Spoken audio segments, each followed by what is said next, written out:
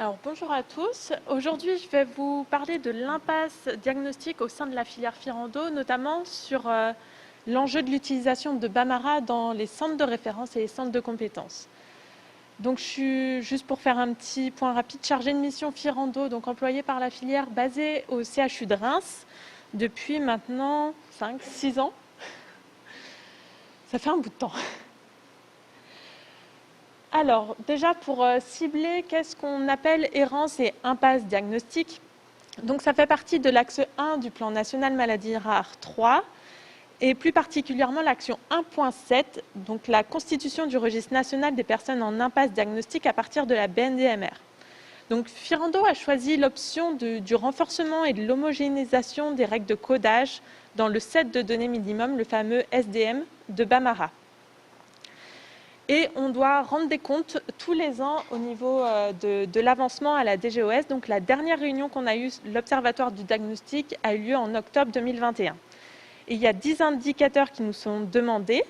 Donc voici les principaux indicateurs. Alors ça va cibler notamment l'errance et l'impasse, mais aussi des niveaux plus généraux.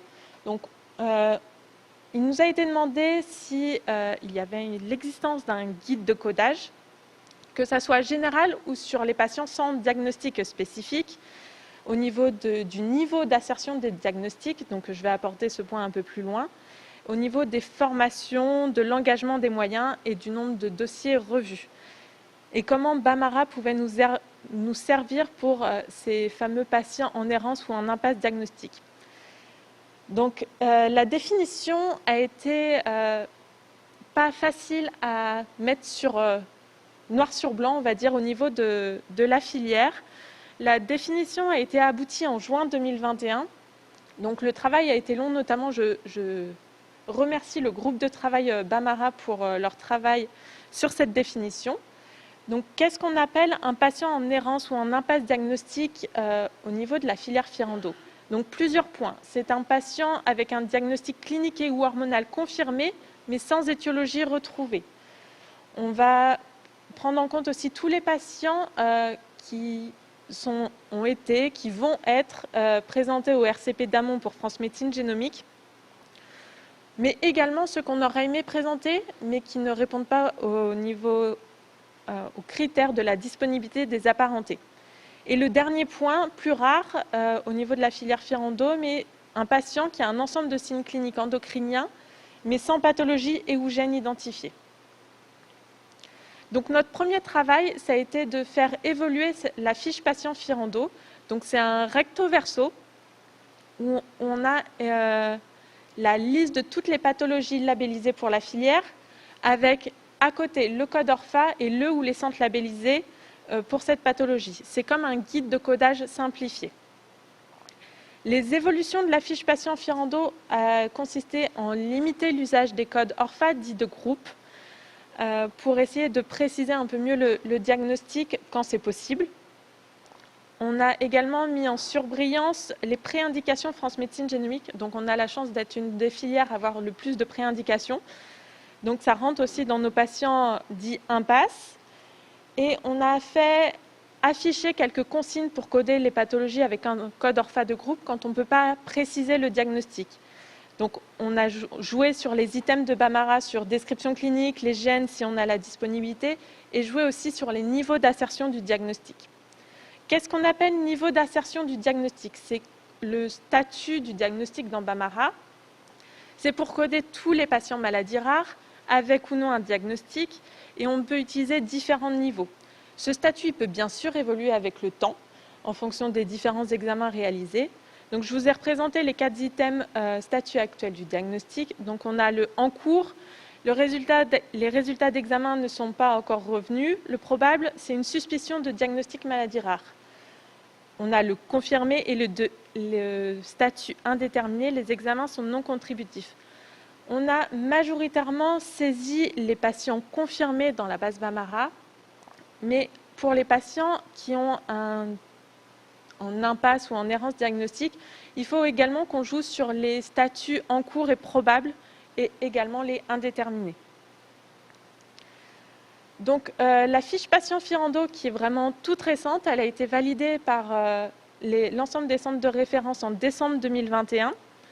Donc elle va regrouper toutes les pathologies labellisées avec les codes ORFA. Donc je vais vous la présenter directement. Donc en recto, nous avons le bordereau patient Bamara qui est commun à toutes les maladies rares.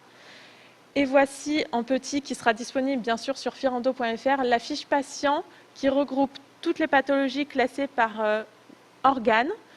Et en surbrillant, ce que vous voyez en bleu, c'est toutes les pathologies qui rentrent dans les pré-indications France Médecine Génomique.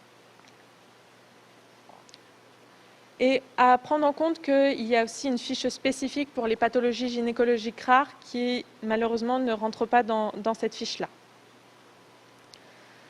Au niveau des formations, nous faisons des formations à Bamara régulières et sur demande. Surtout, si vous avez des questions sur Bamara, il ne faut pas hésiter à se tourner vers la filière de santé maladies rares.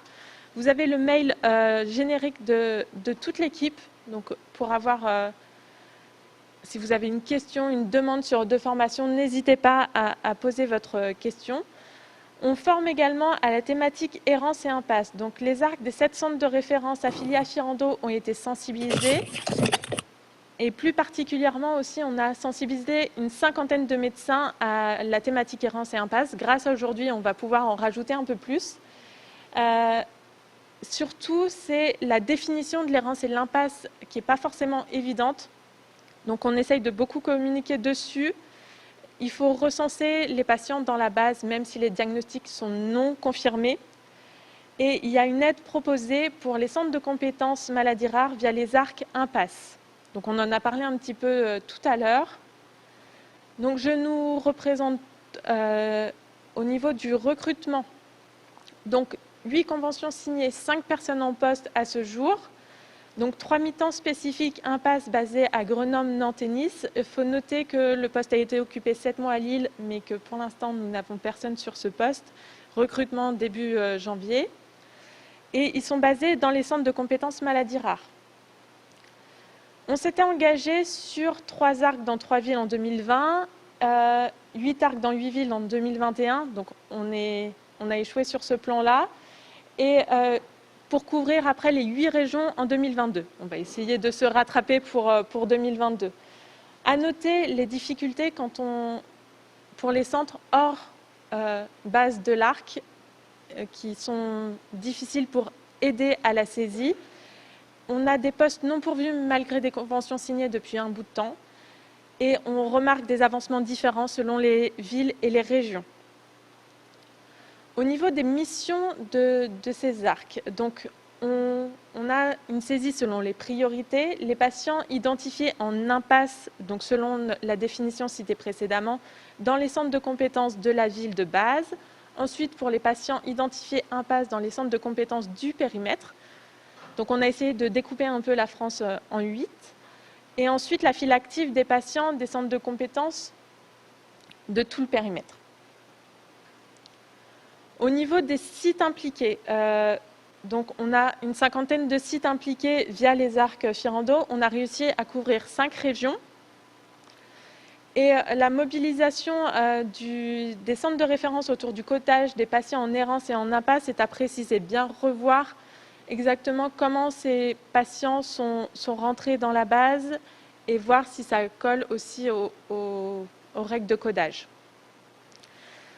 Je reprends également les difficultés rencontrées. On a noté une implication médicale faible, surtout pour les centres hors de ville de base de l'ARC. Peu de remplissage papier pour la saisie à distance, ce qui implique aussi des difficultés d'envoi de fiches postales pour une saisie à distance. Et quand on n'est pas embauché par l'hôpital, les difficultés d'accès au dossier patient informatisé.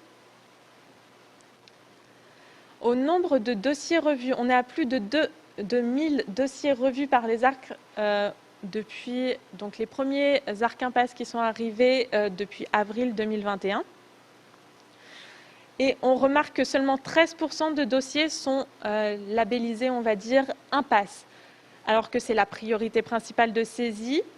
Donc ce qu'on a fait, on a mis à jour la fiche patient Firendo pour mieux identifier les patients impasse, notamment avec la surbrillance des pathologies pré-indication PFMG. On essaye de mobiliser les praticiens pour l'aider à l'identification. À partir des listes de consultation, c'est difficile pour les ARC de trouver ces patients impasse. Et aussi le comptage à la main des patients dits en impasse. Au niveau de la révision de dossier de Bamara, donc c'est des indicateurs qui nous sont demandés par la DGOS, mais on a remarqué que ce n'était pas dans la pratique de revoir les diagnostics à partir de la base maladie rare et que la majorité des dossiers saisis dans la base sont saisis quand le diagnostic est confirmé. Je reprends un peu ce que Arnaud Sandrin disait juste avant. Le lien entre les plateformes génomiques et Bamara, il n'est pas encore fait à ce jour. Et on n'utilise pas Bamara et son set de données minimum pour l'orienter vers les plateformes de transmédecine génomique. Au niveau de notre poursuite de l'action, c'est continuer la sensibilisation de tous les centres, que ce soit référence ou compétence, à la définition de l'errance et à l'impasse diagnostique, qui est une définition propre à Firendo. Faire une diffusion plus massive de la nouvelle fiche patient Firendo et continuer l'aide à la saisie pour les centres de compétences maladies rares. Et au niveau du recrutement du personnel, essayer de pourvoir l'ensemble des postes des ARC sur le territoire et essayer de mobiliser plus les centres hors de base des ARC. Je vous remercie.